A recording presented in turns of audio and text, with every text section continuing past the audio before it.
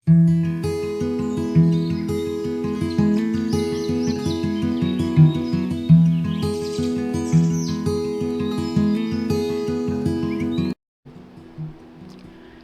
laom, mayong buntag kaninyong tanan.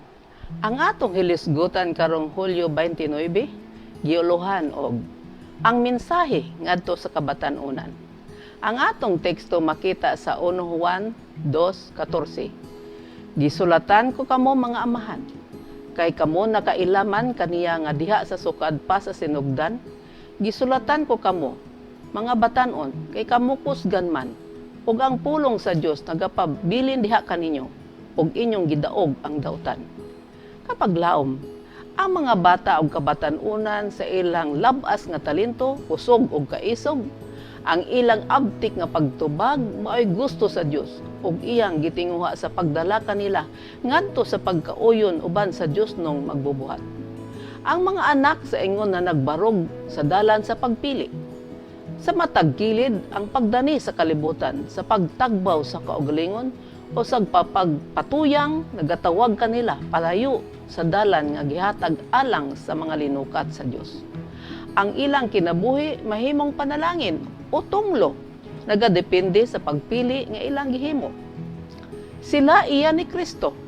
Sila mga pinalit sa iyang dugo, ang mga giangkon sa iyang gugma. Sila nabuhi tungod sila binantayan sa iyang gahom. Ang ilang panahon, ang ilang kusog, ang ilang kapabilidad, iya sa Dios, aron pagaugmaron, pagabansayon, o gamiton alang kaniya. Ang mga batanong, mga lalaki o babayi, nagatigom og pundok sa kahibalo, nagapadayon sa pagkabot pataas. Kini mao'y abilidad sa pagbutang sa ilang katungdanan, ang mga gahom sa huna-huna ug lawas. Gibantayan kanunay nga walay kinutubang kamaturan sa ilang panlantaw nga adunay bili karon. Pangita ang Dios sa kinasing-kasing aron nga kamo mahimong mas labaw nga maputli, mas labaw nga maalamon sa espiritu. Dayon inyong maangkon ang pinakamaayong diploma nga maangkon ni bisan kinsa, mao ang pag-endorso sa Dios. Bisan og unsa kadako, bisag unsa kagamay ang inyong mga talento, inyong hinumduman nga ang anak kaninyo gisalig lamang kaninyo. Sa ingon niini ang Dios nagasulay kaninyo ug naghatag kaninyo og higayon nga inyong mapamatud-an nga kamo matuod. Iyaha sa Dios ang mga gahom sa inyong lawas, huna-huna ug kalag, ug kinahanglan nga gamiton kining mga gahom alang kaniya. Ang inyong panahon, ang inyong empluwensya, ang inyong mga kapabilidad, ang inyong mga kahanas, kamo manubag sa Dios ni ining tanan, kaniya nga naghatag sa tanan. Sa maong mga sundalo sa magbubuhat, ang atong mga kabatan-unan gibansay sa hustong paagi ug masangkap. Daw unsa kadali ang minsay sa gilansang nabanhaw ug mag-abot sa madali nga pag-abot sa manluluwas pagadad-on ngadto sa tibuok kalibutan. Daon sa kadali mo abot ang katapusan nga mao'y katapusan sa pag-antos ug kasubo ug sala. Daon sa nga sa dapit sa mga kabtangan dinhi uban sa kalautan sa sala ug pag-antos, ang atong mga anak makadawat sa ilang panulundon nga sa diin ang mga matarong magapanunod sa yuta ug magapuyo dinhi hangtod sa kangturan.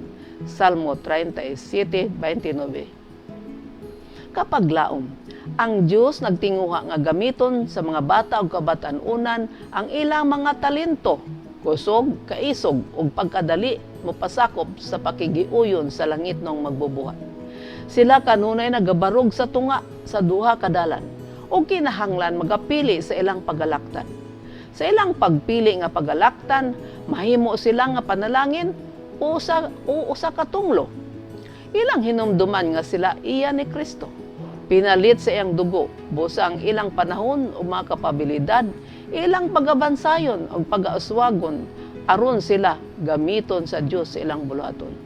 Bisan magamay o madako man ang ilang mga talento, kana mao'y gisalig sa Dios kanila, o nagasulay kanila ang ilang pamatud-an nga sila masaligan niini nga mga talento. Magampo kita.